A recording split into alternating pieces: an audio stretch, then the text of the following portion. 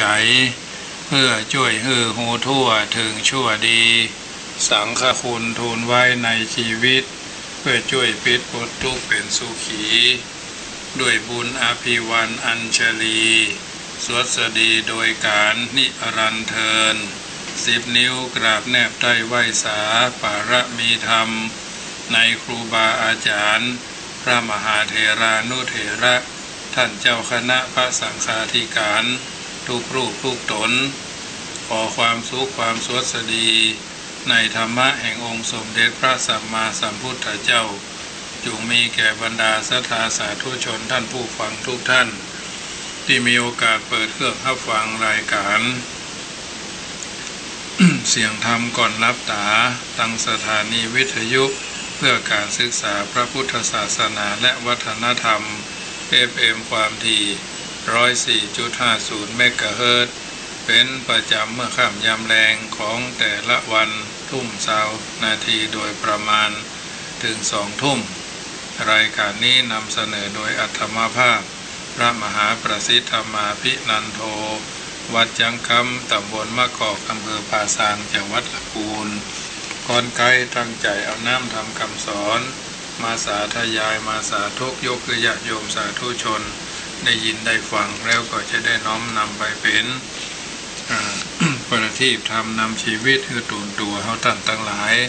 ได้ละชั่วได้ทำดีได้ทำจิตใจให้ใสผ่องแผ้ววันนี้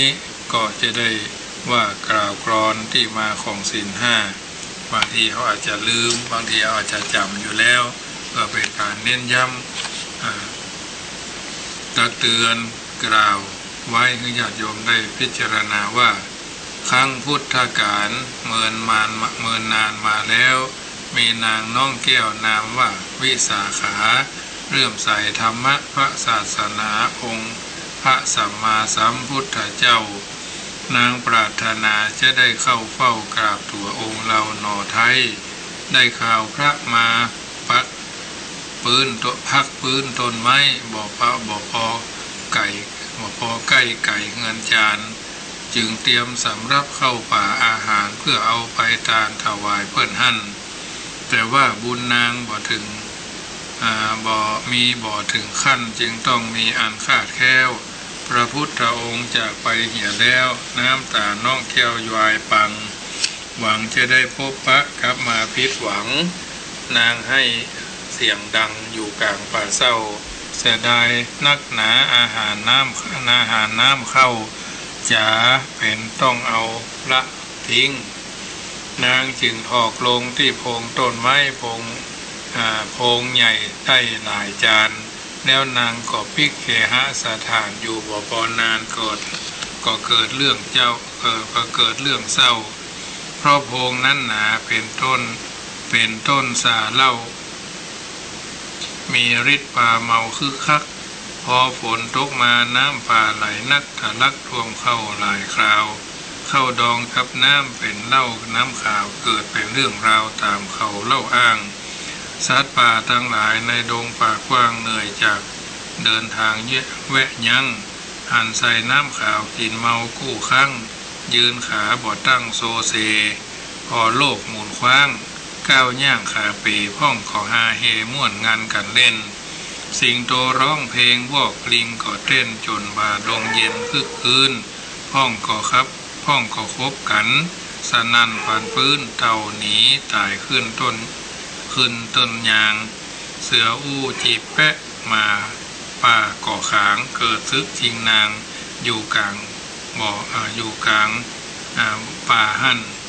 วางอวดเขางามแถมยาวบ่สั้น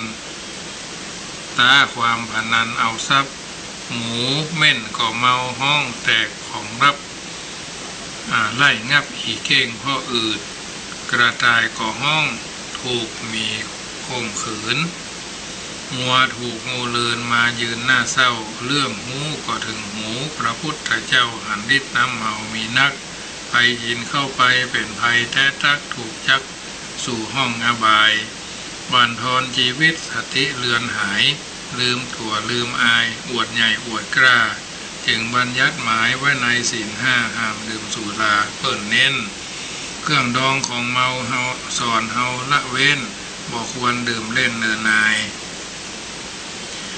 แต่งเรื่องนี้มาอู้ขยายเพื่อเตือนหญิงใจที่ชอบกินเหล้าฟังแล้วจะกินก็ตามใจเจ้าเจิญกินจนเมาเตอะไทย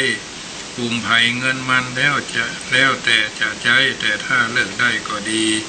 จบวจีกวีข่าวซ้อยก่อนแล้วก่อนเต้าอี้ก่อนแน่นายเอ๋ยญาติโยมสาธุชนท่านผู้ฟังทั้งหลายอันนี้เป็นนิทัศนะอุทาหรณ์ที่บัณฑิตผู้รู้วลีคำกล่าวไว้เป็นเครื่องเตือนจิตสกิดใจเอาท่านทั้งหลายได้ดำเนินชีวิตอย่างถูกต้องถ่องแท้ด้วยประการต่างๆวันนี้เป็นวันที่เอาท่านทั้งหลายได้เริ่มต้นเดือนใหม่เดือนกรกฎาคมเทศกาลแห่งการทำบุญสุนทรทานเทศกาลอาสาฬหปูชาก็จะได้จุจอดลอดถึงตันอย่างเต่าท่านทั้งหลายแห่งบักกี้วันมานี้ก็คือหมายความว่าเป็นวันอาสาฬหปูชาเทศกาลที่พระเจ้าประสงค์จำเป็นจะต้องอยู่จำพรรษานางพันเป็นข้าราชการงานเมืองได้เข้ามาบรรพชาอุปสมบทในทางพระพุทธศาสนาเป็นเวลา3 เดือนที่ลากันมาเมื่อเกิดเป็นมงคลแก่ตัวแก่ตนและแก่พ่อแก่แม่แก่บุตรพชนบวช3 เดือนต่อบุญแทนคุณเข้าน้ำพ่อแม่พ่อผู้คือกำเนิดแม่พ่อแม่ผู้คือการกำเนิดและเกิดการเลี้ยงดูมาเป็นเวลาเมินอายุ21ขึ้นไปก็มีการบวชบรรพชาน้อยกว่านั้นบวชพระหรือบวชเนนได้โปรดแม่เป็กตัวเจ้าได้โปรดพ่อเนี่ยเป็น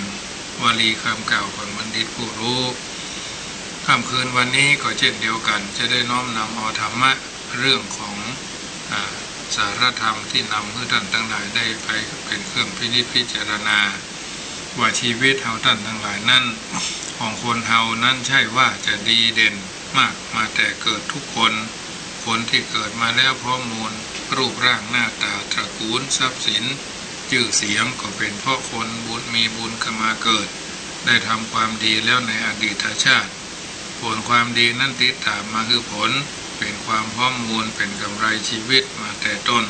แต่คนส่วนหนึ่งตรงกันข้ามทั้งรูปร่างฐานะสติปัญญาล้วนบกพร่องขาดเกินบ่พร้อมมูลเพราะเป็นคนมีบาปติดตัวมาแต่เกิดทำบาปอันอย่างมาบาปนั่นก็ส่งผลให้แม้จะมีความพร้อมมูลในบางเรื่องแต่ก็บกพร่องในบาง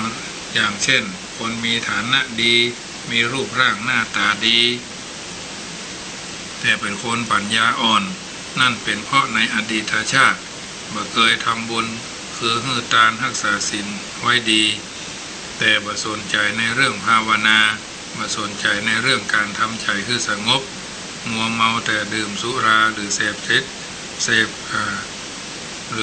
สิ่งเสพติดหรือบ่เคยทำอันตรายต่อการศึกษาเราเรียนของคนอื่นคัดขวางการหาความรู้ของคนอื่นเป็นต้นในอดีตชาติเคยทำบาปกรรมนักอันอย่างไว้แม้จะได้รับผลตกนรกมกไหม้มาเป็นหมื่นเป็นแสนปีแต่เศษกรรมอันเป็นวิบากยังบ่หมดเมื่อเกิดมารับผลกรรมมีความบกพร่องทางร่างกายพร่องทางจิตใจพร่องทางความประพฤติพร่องบางครั้งก็ดูเหมือนดูวิปริตไปจากคนทั่วไปมากมายถึงกระนั้นผู้คนอย่างนั้นยังบ่ได้สติพอดูตัวเองว่าเพราะกรรมของตนทำมาบ่ดีจึงเป็นอย่างนี้อนุโมทนาครับโยมแม่เรนูเนอร์โทรเข้ามาทักทายเป็นกำลังใจเนาะแทนที่จะปรับปรุงตัวเองให้ใหม่บ่คือทำชั่วทำผิดเหมือนในอดีตชาติจะได้ดีขึ้นได้แต่ครับเพิ่มเวรกรรมให้แก่ตัวเองเข้าไปแถมโดยทำชั่วทำผิดโกหกหลอกลวงทำความเดือดร้อนให้แก่คนอื่นหรือไม่ก็ประพฤติเกเรเหลวไหลประชดประชันชีวิตว่าอาจจะยกระดับตัวเองที่ด้อยอยู่แล้วให้โดดเด่นในทางใดดังหนึ่งขึ้นมาได้แต่คนที่โชคร้ายมาแต่เกิดก็คือโชคร้ายในภายหลัง ได้เคยทำเรื่องเลวร้ายมาแล้วด้วยความประมาทด้วยความสนุกคึกขนองหรือด้วยเหตุอย่างใดก็ตามบ่งบอกได้ว่าเป็นคนขาดสติขาดจิตสำนึกหรือขาดการศึกษาขาดการอบรมสั่งสอนจากผู้รักผู้ใหญ่มาแต่ต้นจึงทำให้มาหู้จักบาปบุญคุณโทษแยกแยะดีชั่วมาได้จึงล่องลอยไปตามอารมณ์ที่อิสระแม้ทำผิดทำชั่วก็บ่ฮู้ว่าผิดบางเตื้อเข้าใจว่าเป็นความดีเป็นความถูกที่ทำลงไปบ่มีคนโชคร้ายอย่างนี้หากจะมีบุญวาสนาอยู่ห้องก็อาจจะคือพบทางสว่างได้พบผู้แนะนำสั่งสอนนำพาให้พ้นจากความมืดบอดฉะนั้นกลายเป็นที่ดีข้ามพบพ้นจากความชั่วร้ายมาได้คนเช่นนี้อยู่ในข่ายของคำว่าต้นร้ายปลายดีต้นร้ายปลายดีเป็นเรื่องของคนต้นร้ายปลายดีนี่มีอยู่ทั่วไปในปัจจุบันแม้ในสมัยพุทธกาลก็มีในสมัยนั้นบุคคลที่ว่าร้ายนั้นว่าใจร้ายในทางข่มขู่เข็นฆ่าในทางลักปล้นหรือในทางสร้างเวรสร้างกรรมแต่ร้ายในทางหลอกลวงในทางโกหกชกลมก็มีแปลงใส่บ่ใหญ่แปลงเอาอย่างเหลือเชื่อถึงกระนั้นก็ยังมีผู้คนที่ไม่ได้ใช้ความคิดไม่ได้ไตร่ตรองปากันมานับถือบูชายกย่องสรรเสริญกันยาวนานกว่าเป็นผู้วิเศษดังนั้นท่านจึงแนะนำสั่งสอนกันมาว่าอย่าหูเบาอย่าเชื่อคนง่ายอย่าลวงถัวถูกหลอกลวงโดยง่ายต้องดูต้องพิเคราะห์ให้รอบคอบจักได้บ่เสียทีแต่ไม่ใช่ว่าบ่ควรเชื่ออันอย่างกับไผ่เลยไม่ใช่เช่นนั้นคนเฮานั้นเชื่อได้แต่อย่าเพิ่งเชื่อโดยกระทันหันแบ่งรับแบ่งสู้เป็นกลางๆไว้ก่อนเป็นดีเรื่องต้นร้ายปลายดีก็ที่เกิดขึ้นในสมัยพุทธกาลนั้นเป็นที่กล่าวขานกันเป็นเรื่องที่บันทึกไว้เป็นหลักฐานในคัมภีร์จึงน้อมนำมาอู้ณที่นี้ว่าบุพเหตุของเรื่องเบื้องต้นเกิดขึ้นในรัชสมัยพระกัสสปะสัมมาสัมพุทธเจ้าในอดีตกาลความว่ากุตุมปีผู้มีศรัทธาคนหนึ่งได้สร้างวิหารอันเป็นที่อยู่ถวายแก่พระเถระรูปหนึ่งแล้วบำรุงท่านด้วยปัจจัยทั้งหลายบัดฮือขาดแคลนต่อมาพระเถระผู้เป็นขีณาสพหมดกิเลสแล้วองค์หนึ่ง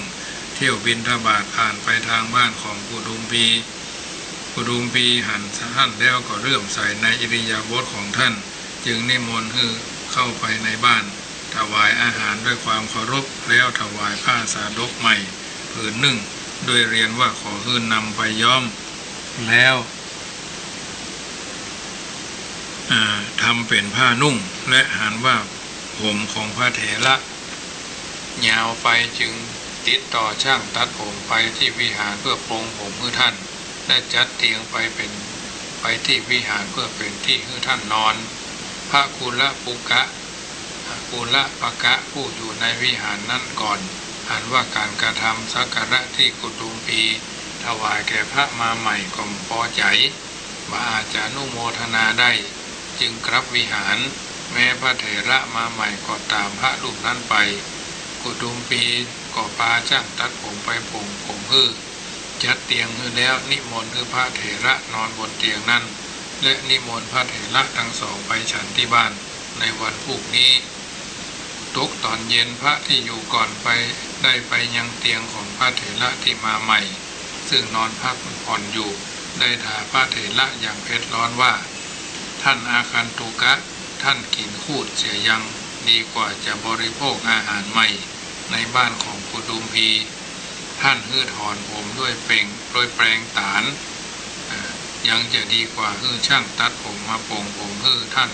เปื่อยกายเหี่ยวไปยังจะดีกว่านุ่งผ้าสาดกที่กุดุมพีถวายท่านนอนบนดินยังจะดีกว่านอนบนเตียงที่กุดุมพีจัดฮือพระเถระได้ยินดังนั้นก็คิดว่าคนพาลนี้อย่าได้วิบัติเพราะเฮาเลยจึงบ่คิดไปรับพัดตามกิจนิมนต์พ อรุ่งขึ้นก็ออกจากวิหารไปแต่เจ้ามืดฝ่ายพระเถระเจ้าถิ่นตื่นขึ้นมาบอกว่าพระเถระไปแล้วหันเงียบอยู่ก็คิดว่าคงตื่นสายเมื่อถึงเวลาแล้วก็ไปเคาะระฆังเพื่อสัญญาณด้วยหลังเล็บมือเมื่อพระเถระบอกออกมาก็ไปบ้านโกตมพีลูกเดียวเขาถามพระเถระพระเจ้าถิ่นก็บอกว่าอย่าได้พูดถึงเลยท่านเข้านอนแต่หัวค่ำเมื่อวานเมื่อเช้าไปเคาะระฆังก็แล้วทำเสียงกวาดวัดก็แล้วกรอกน้ำใส่หม้อน้ำดังๆก็แล้วยังบ่ตื่นเลยกุดุมพีได้ยินแล้วก็พอเข้าใจเรื่องเพราะเป็นคนฉลาดคิดว่าพระเถระผู้งดงามหน้าเลื่อมใสนั้นคงบักขี้ค้านตื่นสายขนาดนั้นแต่พระคุณเจ้ารูปนี้คงบักอู้อะหยังท่านไว้เพราะบ่พอใจเพราะหันว่าเฮาต้อนรับสักการะท่านเป็นพิเศษเมื่อวานแต่ก็ได้แต่คิดเท่านั้นเมื่ออาหารพร้อมแล้วก็นำมาถวายพระเจ้าถิ่นเมื่อท่านฉันเสร็จแล้วก็ฝากอาหารไปถวายพระเถระโดยพระเจ้าถิ่นนั้นเดินตามมาทางคิดว่าถ้านำอาหารไปถวายพระเถระท่านก็จะติดใจและอยู่ที่นี่เมินถ้าเมื่อเขาต้องลำบากคิดแล้วก็โยนอาหารทิ้งไปถึงวิหารแล้วไปดูที่พระเถระพักก็ประหารท่านแล้วพระเจ้าถิ่นนั้นแม้จะบำเพ็ญสมณธรรมยาวนานสมณธรรมนั้นก็บ่อาจคุ้มครองเธอได้เธอมรณภาพแล้วได้ไปเกิดในอเวจีมหานรกเสวยทุกข์นักตลอดพุทธันดรหนึ่งในสมัยสิทธัตถะพุทธเจ้านี้ได้มาเกิดในตระกูลที่มั่งคั่งตระกูลหนึ่งในเมืองราชคฤห์เมื่อละอ่อนนั้นเจริญเติบโตขึ้นมาจนได้แล้วเขาก็มีอาการวิปริตผิดธรรมดาทั่วไปคือไม่ยอมนอนบนที่นอนชอบนอนแต่บนดินอาหารก็ไม่ยอมกินแต่คูดหรืออุจจาระของตัวเก่าผ้าก็ไม่ยอมนุ่งเปื่อยกายล่อนจ้อนอยู่อย่างนั้นพ่อแม่ของเขาในตอนแรกก็ไม่ได้รู้สึกอันอย่างมากโดยคิดว่าเป็นวิสัยของละอ่อนยังมาหู้เดียงสาอันยังจึงทำเช่นนั้นเมื่อโตขึ้นเรื่อยๆเขาก็มีอาการอย่างนั้นมาเปลี่ยนแปลงเปื่อยกายล่อนจ้อนเดินไปมากินอุจจาระของตัวเองจนแม่ทนบ่ไหวปรึกษากับพ่อว่าไม่สามารถเลี้ยงเขาต่อไปได้แล้วเพราะทำให้เกิดความละอายแก่ญาติพี่น้องสมควรพาเขาไปบวชเป็นอาชีวกซึ่งเป็นนักบวชเปื่อยกายจะดีกว่าผู้เป็นพ่อหันไว้ดีจึงนำเขาไปยังที่อยู่ของพวกอาชีวกเมื่ออาชีวกถามก็ตอบแต่เพียงว่าเขาชอบเปื่อยกายอาชีวกทั้งหลายก็ยินดีจัดการบวชให้เขาโดยให้เขาไปยืนในหลุมลึกพอคอวางไม้เรียบบนจะงอยบ่าทั้งสองข้างนั่งบนไม้เรียบนั้นแล้วถอนผมเขาด้วยแปรงตาลอาชีวกใหม่นั้นเรียกกันว่าชัมพุกาชีวกนะหลังจากบวชแล้วพ่อแม่ของอาชีวกใหม่ก็นิมนต์หมู่อาชีวกไปรับภัตตาหารที่บ้านวันรุ่งขึ้นหมู่อาชีวกได้บอกชัมพุกาชีวกให้เตรียมตัวไปกิจนิมนต์แต่ชัมพุกาชีวกปฏิเสธว่าไม่ต้องการไปเพราะได้อาหารที่นี่แล้วพวกอาชีวกก็ไม่ได้อึดอะไรอย่างออกไปตามกิจนิมนต์แม้ในวันต่อมาหมู่อาชีวกก็บอกให้เขาไปรับไปกับพวกตนตามกิจนิมนต์แต่ชัมพุกาชีวกก็ชอบตอบเหมือนเดิมว่าได้อาหารที่นี่แล้วผ่านไป 3-4 ครั้งพวกอาชีวกก็สงสัยว่าเขาได้อาหารที่นี่นั่นคืออะไรอย่างจึงได้มอบเป็นภาระแก่อาชีวก 2-3 ท่านเพื่อช่วยสะกดรอยดูแล้วก็ออกไปข้างนอกชัมพุกาชีวกอ่านว่าพวกอาชีวกไปกันหมดแล้วจึงไปที่ส่วนกลางยิบคูดใหม่คูดเก่าออกมาทำเป็นก้อนแล้วกินด้วยท่าทางอร่อยเนาะเสร็จแล้วก็ล้างมือล้างปากนั่งอยู่ในที่พักพวกอาชีวกที่แอบดูอยู่ก็รู้ว่าอันยังเป็นอันยังเมื่อพวกอาชีวกกลับมาแล้วจึงเล่าให้ฟังพวกอาชีวกได้ยินเข้าก็ตกใจว่าเมื่อมาได้เรื่องแล้ว หากขืนให้เขาอยู่ที่นี่ต่อไปจะต้องชาวโชว์น่าละอายเป็นแน่ศิษย์พระสมณะโคดมรู้เข้าคงหัวเราะเยาะเย้ยประกาศทื่อเสียทีเอาเลย เพราะฉะนั้นสิ่งเหล่านี้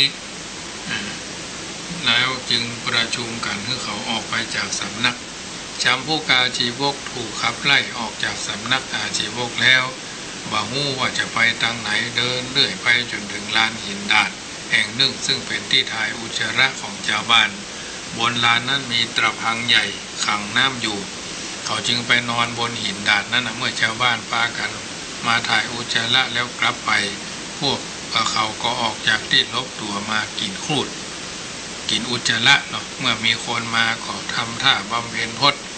โดยใช้มือนิ้วก้อนหินก้อนหนึ่งยกเท้าข้างหนึ่งขึ้นมาพาดบนเขาแถมข้างหนึ่งยืนเงยหน้าอ้าปากอยู่เจ้าบ้านมาหันเข้าก็เข้าไปถามว่าทำอะไรก็บอกว่าบำเพ็ญพจน์ถามว่าทำไมจึงยืนขาเดียวและอ้าปากก็บอกว่าตนเป็นคนมีตบะกล้าหากคนเหยียบแผ่นดินเต็มสองเท้าแผ่นดินจะไหวสะเทือนชาวบ้านจะเดือดร้อนจึงยืนด้วยเท้าข้างเดียวสงเคราะห์ชาวบ้านส่วนที่อ้าปากนั่นเพราะตนมีลมเป็นภักษาอาหารอื่นของตนบ่มีชาวบ้านได้ยินเข้าก็ต่างนั่งคลองลมกราบด้วยศรัทธาว่าโอ้อัศจรรย์อัศจรรย์ไม่เคยเห็นไม่เคยมีไม่เคยเห็นแล้วก็นำเอาสิ่งของมาสักการะซึ่งชัมพูกาชีวกไม่ยอมรับสิ่งใดๆทำให้ผู้ศรัทธามากยิ่งขึ้นแล้วก็เล่าลือกันต่อไปเรื่องนี้เป็นข่าวใหญ่ทำให้ผู้คนสนใจอย่างมากเพราะเขาเป็นธรรมดาของมนุษย์โดยมากมักเชื่อเพียงค่อยคำต่ออันไผ่อู้อย่างที่ไหนเล่าอย่างที่ไหนเป็นหูพึ่งเป็นหูโตตาพึ่งนะหูพึ่งตาพึ่งหูตื่นตาตื่นเชื่อทันทีโดยปฏิทองไทยทองแท้ก่อนจะว่าแท้กับมาแท้เมื่อสนใจและเชื่อแล้วก็พากันกราบไหว้ชัมพูกาชีวกกันและยกย่องว่าเป็นผู้พิเศษผู้คนที่มานั้นพากันทุกทั่วสารทิศว่าจะเป็นชาวแคว้นมคตหรือแคว้นโกศลอาชีวกเป็นคนลวงเปื่อยกายกินอุจจาระถอนผมและนอนบนดินท่ามกลางความศรัทธาเลื่อมใสของผู้คนที่หลั่งไหลมาสักการะบูชาโดยทุกสารทิศเวลายาวนานถึง55 ปี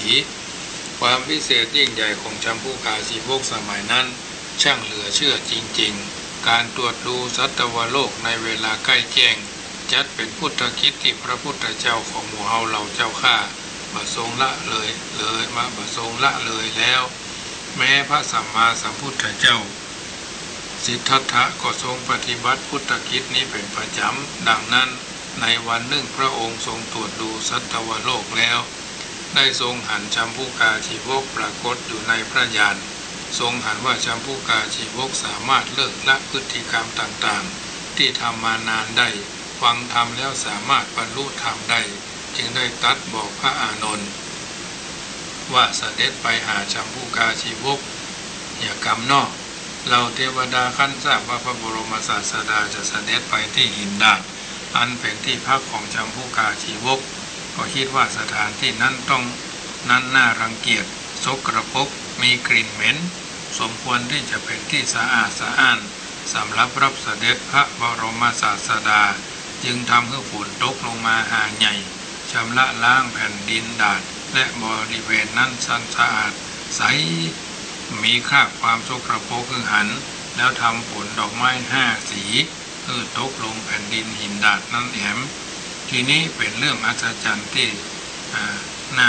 น่าคิดนะตอนแรงพระบรมศาสดาเสด็จถึงหินดาดเปล่งสะพันเปล่งพระสุรเสียงเรียกว่าชัมพูกาชีวกได้ยินแล้วก็สงสัยว่าไผ่มาห้องชื่อตนได้ถูกต้องเมื่อพบพระบรมครูแล้วได้ถามว่ามาทำไมพระองค์ตรัสว่ามาขอพักด้ว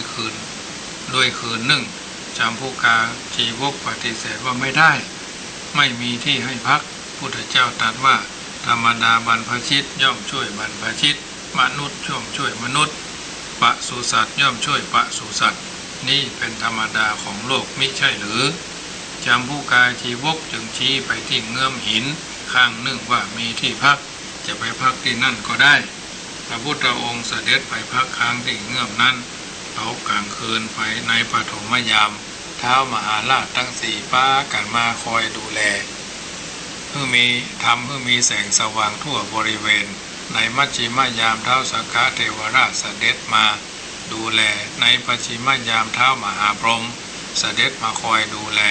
แม้จำผู้กาชีวกนอนอยู่แถมที่หนึ่งก็ได้หันทั้งเท้ามหาราชเท้ามหาสักกะเทวราชเท้ามหาพรหมแต่โมโหว่าเป็นไผแต่อัศจรรย์ใจว่าทำไมแผ่นดินจึงได้สว่างสวัยเหมือนกลางวันรุ่งขึ้นจำผู้กาชีวกได้ไปหาพระพุทธเจ้าแต่เจ้ามืดทูลถามว่าผู้ที่มาเมื่อคืนเป็นไผมาทำไมและทรงรู้จักดีหรืออย่างไรพุทธเจ้าก็ตรัสว่าเป็นเต้ามหาราชเต้าสักกะเทวราชเต้ามหาพรหมพระองค์ทรงรู้จักดีถึงหมดสนิทกันนะเป็นจะได้อีหน่อยไปว่าสมัยหมู่เฮานี่แหละชมพูกาชีวกทูลถามต่อว่าพระองค์ทรงยอดเยี่ยมกว่าเทพทั้งหมดหรืออย่างไรก็ตรัสว่ายอดเยี่ยมกว่าเพราะพระองค์เป็นราชาที่เยี่ยมกว่าราชาทั้งหลายทรงเป็นพรหมยิ่งกว่าพรหมทั้งหลายแม้เท้าสักกะก็ยังขีรานุปถากคือคอยดูแลสุขภาพของพระองค์ชมพูกาชีวกได้ยินดังนั้นจึงทูลว่า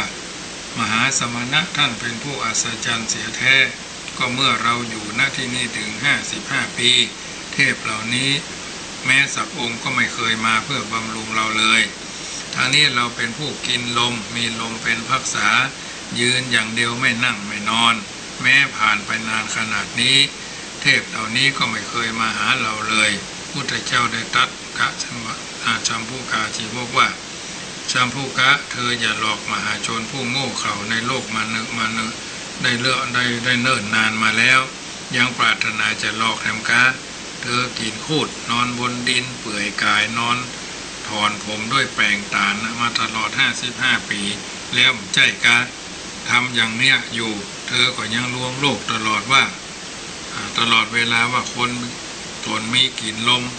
ตนเดินเท้าข้างเดียวนั่งบันนั่งบันนอนสมัยก่อนเธอก็อาศัยทิฏฐิอันชั่วลามกกินพูดเป็นภักษานอนบนดินเปื่อยกายและถอนผมด้วยแปรงตาดมาตลอดปัจจัยกะบัดนี้เธอก็ยังอย่าอี้ทำอยู่ปรับปรุงตัวเองไหนเนี่ยจะได้จากนั้นก็ตัดเล่าอดีตกรรมของชีวกคือเขาฟังพุทธเจ้าตัดเล่าอยู่ยังความสังเวชสลดใจให้เกิดขึ้นแก่เขาฮีริความละอายแก่ใจและโอตตปะความเกรงกลัวต่อบาปกรรมได้ปรากฏขึ้นเขาก็รีบนั่งกระยงลงพื้นพระพุทธเจ้าองค์ทรงโยนผ้าอาบน้ำฝนคือเขานุ่งผ้าแล้วนั่งสงบอยู่ตรงพระพักตร์พุทธองค์ทรงแสดงอนุปุพีกถาคือเขาฟังตอนจบเทศนาเขาได้บรรลุพระอรหัตมรรคอรหัตผลพร้อมปฏิสัมภิทาทั้งสี่เมื่อบรรลุพระอรหัตผลแล้วกรรมของเขาก็เป็นอันสิ้นสุดอันเสี่ยงสุดเสี่ยงแล้วก็เสี่ยงสุดแล้วจากนั้นเขาได้ทูลขออุปสมบทเป็นภิกษุในพระพุทธศาสนาเมื่อมหาชนมาหันท่านเข้าก็สงสัยระหว่างพุทธเจ้ากับท่านไผ่ใหญ่กว่าไผ่กันแน่บางคนก็คิดว่าท่านใหญ่กว่าแน่เพราะพุทธองค์ทรงเสด็จมาหาท่านถึงที่นี้พระชัมพูกาได้รับโอวาทจากพระพุทธเจ้าแล้วเข้าฌานเหาะขึ้นไปบนอากาศประกาศว่าพระพุทธเจ้าเป็นศาสดาของตนเป็นสาวกเมื่อทราบเรื่องมหาชนต่างก็คิดว่าพระพุทธเจ้าทรงน่าอัศจรรย์จริงแท้งแท้ทรงพระคุณบัดตำบัดด้อยอย่างที่เฮาท่านทั้งหลายว่าพระพุทธทางล้างหน้าพระธรรมังล้างทุกข์พระสังฆเจ้าเพิ่มสุขยาตรายามีสวัสดีมีชัยเป็นต้นสาธุชนท่านผู้ฟังทั้งหลายรายการเสียงธรรมก่อนรับตาอัตมภาพพระมหาประสิทธมาภินันโทสาธกสาธยายเรื่องของต้นคดแต่ปลายดีนะเรื่องต้นคดแต่ปลายดีเบื้องต้นบดีเหมือนเอามามืดไปสว่างนั่นแหละ ญาติโยมได้ยินได้ฟังแล้วเป็นจะใดขอโทรศัพท์เข้ามาเช็คสัญญาณก่อนเนอะบัดนี้เหลือเวลาแต่6 นาทีก่อนนำรายการจากท่านไปกึดจะได้ไขว้ใจถึงแปลงใจตึงก็โทรศัพท์เข้ามาทักทายกันได้ที่0861875325วันพรุ่งนี้จะได้เดินทางไปอำเภอเวียงป่าเป้าร่วมอนุโมทนาการหล่อเทียน69 เล่มเป็นการสายมือเปิดห้องว่าสายมือหลังจากที่ปีแล้วเปิดมาหล่อเทียนที่หน้าวัดจังกำนี้คนประมาณ 3,500 หรือ 4,000 กว่าคนมาก็เป็นที่ละเมาเอาใจภาพอดีตการก็ผ่านไปแล้วอดีตคือความฝันปัจจุบันคือความจริงอนาคตไม่แน่ทำวันนี้ให้ดีไม่ต้องรอจนฟ้าจักสดใสห่วงและกำลังใจอยู่ที่ตัวตนเอากระทำบำเพ็ญกันไปตามลำดับเพราะฉะนั้นรายการนี้นำเสนอมาให้ญาติโยมได้ยินได้ฟังเป็นจะได้พ้องโทรศัพท์เช็คเข้ามาได้ที่0861875325ได้เด้อค่ำคืนวันนี้อาจจะมีภาระอันใกล้อันไกลกิจกรรมอันใดต้นเดือนกรกฎาคม 2-3 วันไปทางหน้าก็จะเข้าสู่เทศกาลที่ทางจังหวัดเชียงใหม่ที่ทางจังหวัดเชียงใหม่เพิ่นจะมีการยอมรับเอาพระพุทธศาสนาเป็นสรณะเป็นที่พึ่งในการดำเนินชีวิตของเขาท่านทั้งหลายเป็นลำดับไปนั้นโทรเข้ามา0861875325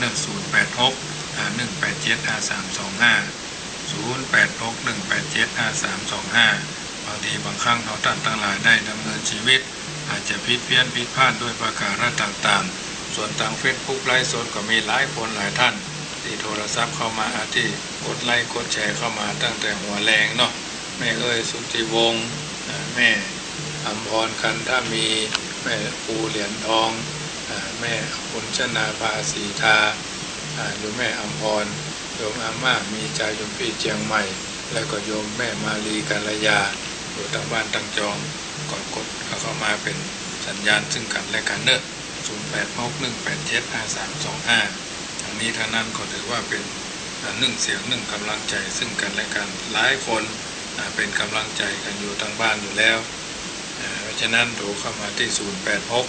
0861875325จะไปลืมเนอะร่วมกันเป็นเจ้าภาพการเทศน์การธรรมเจริญพรแม่จันดีเจ้าฟังอย่างเนอมันจะการเนอเข้าใจดีนอเข้าใจดีโอ้ม่วนจ้ะม่วนฟังม่วนก็ดีใจแม่เอ้ยคนที่วันต้นร้ายแต่ปลายต้นดีแต่ปลายร้ายนะต้นร้ายแต่ปลายดีเป็นกำลังใจให้แม่เนอต้นคดแต่ปลายตรงเนาะกำลังใจเนอแม่จันดีปาก้างโทรเข้ามาเป็นกำลังใจ1 เสียง 1 สาย 1 กำลังใจโทรกันเข้ามาเนอะแม่เรนูก้อนแก้วสายที่1 เสียง 1 สาย 1 สถาวันทุกคืนวันอังคารเนอะจะเทศนาธรรมเรื่องหมู่หินผูกที่2ผ่านไปแล้วต่อไปก็เป็นผูกที่3ญาติโยมโทรศัพท์เข้ามาเป็นกำลังใจซึ่งกันและกันอันนี้ก็เป็นส่วนหนึ่งที่จะได้กำลังใจซึ่งกันและกันเจริญพรเจ้าฟังอยู่เจ้าอากาศเป็นจะได้ทั้งพูนวันนี้เป็นมากแต่วันนี้เสี